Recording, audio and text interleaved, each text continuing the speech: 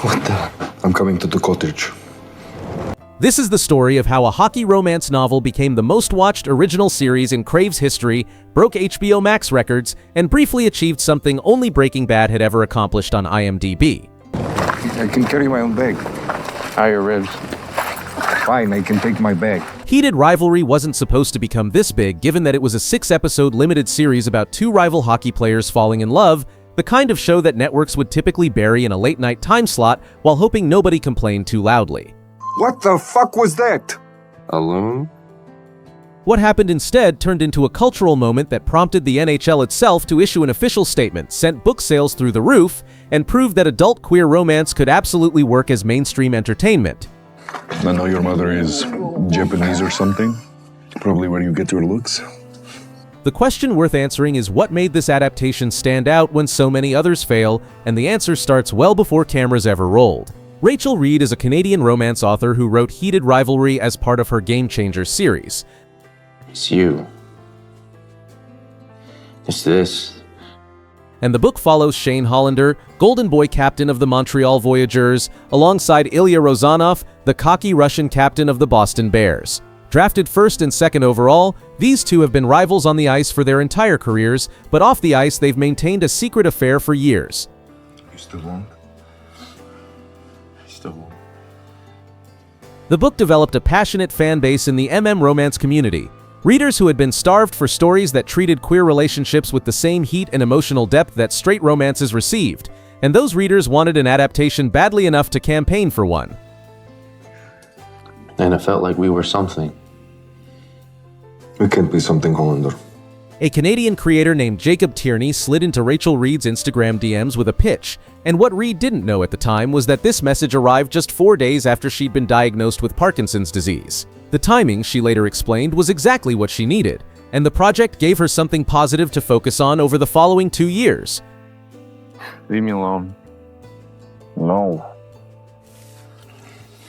Tierney, who is openly gay, wrote a spec script and shopped it around until Crave picked up the show, with his production company Accent Aigu Entertainment producing alongside financing from Crave, Bell Media, and UK distributor Sphere Abacus. What made Tierney the right person for this project wasn't just his writing ability, but his refusal to compromise on what the show needed to be. Ilya, I'm gay. You're not so gay you can fuck Rose Landry. Oh my god. I'm just a bellboy kid. Network executives reportedly pushed to delay the lead's first intimate encounter until season 2, and Tierney fought back hard. His position remained firm throughout. The intimate scenes function as character development because the lead characters learn about each other and about themselves through their physical relationship. I love you. I love it. Holy shit. I love you too. That creative battle ended up defining what made the adaptation special. The two leads who would need to carry an entire series on their chemistry alone were both working as waiters when they got cast, which tells you something about the gamble the production took. Fuck you, he played hockey for McGill. Whoa. What the fuck is McGill? Is McGill a town? It's a really good school. Hudson Williams, a 24-year-old from British Columbia, had minimal screen credits consisting of a few small roles on CBS's Tracker and some Hallmark productions. Connor Storrie, a 25-year-old from Texas, had one notable credit to his name, playing the inmate who kills Joaquin Phoenix in Joker Folie à Deux.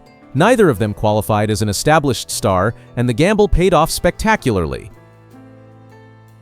How about you tell me everything that's on your mind, but in Russian?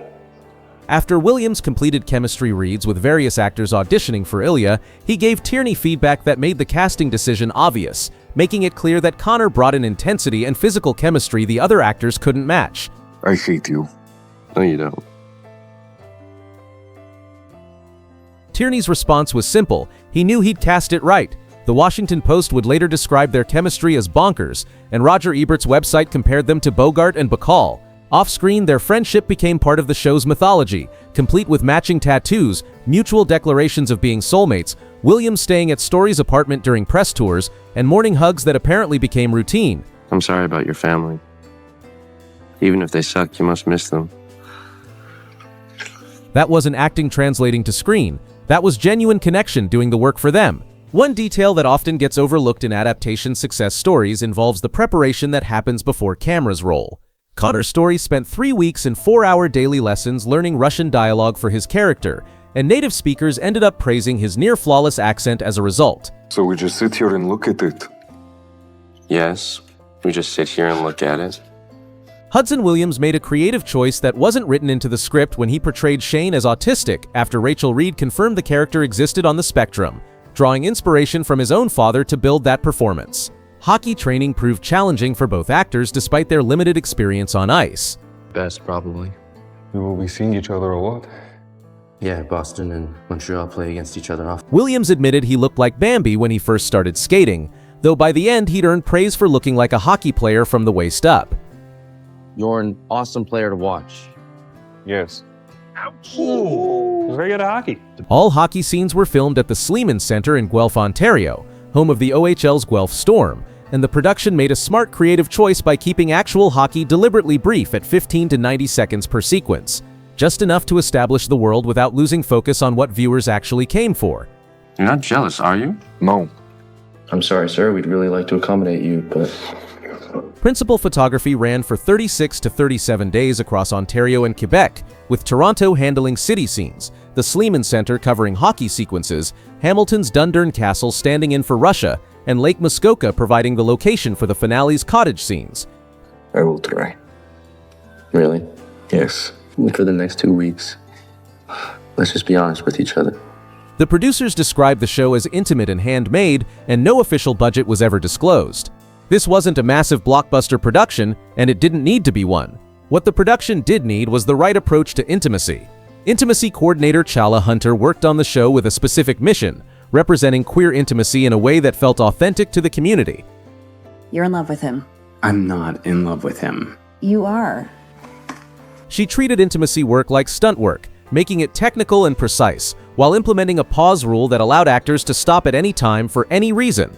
The Las Vegas intimate scene in episode 2 was the very first scene shot for the entire series, establishing from day one that this show wouldn't be shy about what it was. The finale's intimate scene took a different approach entirely, as Williams and Storrie improvised the whole thing. Tierney was still delivering the final cut of episode 6 just days before it aired, a production that pushed right up against every deadline and delivered anyway. The show had its world premiere at Montreal's Image Nation Asian LGBTQ Film Festival, where Rachel Reid attended and hosted a fan Q&A at Joy de Livre's bookstore. Her assessment of the casting was definitive. If she'd built the perfect actors in a lab, she could not have built better people to play these characters. The US distribution deal with HBO Max wasn't finalized until 9 days before premiere, and Wikipedia explicitly notes that this acquisition was attributed in part to online social media buzz generated by the Game Changers fanbase who campaigned for global distribution. Those fans didn't just want this show. They demanded it, and that pressure directly influenced business decisions at the corporate level. Executive producer Brendan Brady acknowledged as much, explaining that the fans' involvement in this experience led directly to these opportunities. Episode 4 features what became known as the club scene, where Shane and Ilya find themselves at a club dancing with other people while staring at each other across the floor as All the Things She Said by TATU plays before transitioning to Harrison's remix. For anyone who grew up queer in the early 2000s, that song choice wasn't just nostalgic but functioned as a trigger that unlocked buried memories for an entire generation. The response showed up in the numbers. Streaming of the original song jumped over 100%, while Harrison's cover increased over 114,000%. That same episode features what fans call the tuna melt scene, which shows Ilya making Shane a sandwich between intimate scenes. Critics pointed out that the real intimacy comes through Shane telling a bad joke and Ilya responding with a slight smile, a tiny domestic moment that somehow became as beloved as any of the more intense content. Episode 5 delivered the emotional climax when Scott Hunter publicly kisses Kip at the championship and comes out on live television. Watch parties at bars recorded crowds cheering like they were watching actual sports, and that moment inspires Ilya to finally tell Shane he's coming to the cottage. The finale added something that wasn't even in the books. Shane's mother Una asking for forgiveness for not making him feel safe enough to come out. Hudson Williams called it the scene that affected him most when he first read the script. The metrics that came in exceeded every projection the production had made. Heated Rivalry became Crave's most watched original series in the platform's history, and HBO Max's top-performing acquired non-animated title since the platform launched. The show entered IMDb's Top 250 TV Shows chart, ranked number 4 on Just Watch's streaming chart, and surpassed Welcome to Derry for the number 1 spot on HBO Max. Crave saw viewership increase nearly 400% in the initial 7-day streaming window. A 97% approval rating on Rotten Tomatoes came from 36 critic reviews. Metacritic scored it 71 out of 100, and IMDb users rated the series 8.2 out of 10 overall. The statistic that made headlines involved episode 5 titled I'll Believe in Anything, which achieved a perfect 10 out of 10 rating on IMDb with over 22,000 reviews and briefly tied Breaking Bad's Ozymandias as the only television episodes to ever reach that rating. A hockey romance episode matching Breaking Bad carries a satisfying irony worth sitting with. Critics didn't just like this show but championed it openly. The Rotten Tomatoes consensus described Jacob Tierney as lovingly adapting Rachel Reid's hockey set romance novels into an all-consuming, steamy, dreamy love fest of true queer intent, making Heated Rivalry a bona fide winner. The Hollywood Reporter called it a gift to queer audiences, while Roger Reid declared it revolutionary and one of the most significant queer shows of the year, noting it stands out in a landscape of recent queer television that plays things too safe. New York Magazine wrote that the show makes Heartstoppers seem tame by comparison. And these weren't niche publications praising a niche show, but mainstream entertainment outlets recognizing that something genuinely new was happening. IMDb users called it one of the most faithful adaptations they'd ever watched. Rachel Reid herself noted that Tierney took romance very seriously, more seriously than romance ever gets filmed. Season 1 adapts content from 2 books, the first novel Game Changer following Scott and Kip, and the second novel Heated Rivalry following Shane and Ilya. Episode 3 condenses Scott and Kip's entire book into a single episode, establishing what's been called the ripple effect that influences Shane and Ilya's eventual decisions. Tierney made additions where they improved the story, including the Una forgiveness scene, but he never betrayed what made the source material special. The intimate scenes, Reid noted, are actually tame compared to the books. Tierney put notes in early script drafts explaining that while the content reads graphically on the page, it would be handled tastefully on screen. The goal wasn't being provocative for shock value, but treating queer relationships with the same care and significance that straight romance has always received. The NHL issued an official statement about the show, noting that there are many ways to get hooked on hockey, and that in the league's 108-year history, this might be the most unique driver for creating new fans, ending with an invitation to see everyone at the rink. The trailer played at the Montreal Canadiens Pride Night, and hockey podcast What Chaos gained 5,000 new YouTube subscribers in 3 weeks just from discussing the show. Hockey writer Sarah Sivian reported receiving over 100 international responses from new viewers asking about hockey basics. Rachel Reid's books surged to #1 on the Kindle bestseller list while physical copies sold out at major retailers. The Toronto Star reported the book entering the top 10 for best-selling Canadian fiction just ahead of the streaming release. The timing carried extra weight given that the show arrived amid a GLAAD report showing 41% of LGBTQ+ TV characters won't return due to cancellations, proving the entertainment industry need not pull back on diverse storytelling. Williams and Storrie dominated headlines, but the supporting cast elevated everything around them. Francois Arnault plays Scott Hunter after receiving a personal call from Tierney explaining that while he didn't write the role for Arnault specifically, he couldn't hear anyone else's voice in his head when reading the script. Robbie G.K. became a breakout as Kip Grady, and the ensemble includes Christina Chang from The Good Doctor, Dylan Walsh from Nip Tuck, Sophie Nélisse from Yellow Jackets, and Ksenia Daniela Karlamova. Every piece mattered, and every performance supported the whole. The music in Heated Rivalry wasn't background but essential storytelling. Quebecois musician Peter composed the score, while the needle drops featured Canadian artists including Feist and Wolf Parade alongside Wet Leg in the viral TATU moment. Billboard reported that all featured songs received significant streaming boosts following their episodes, turning the soundtrack into its own cultural artifact as fans created playlists and tracked down every song.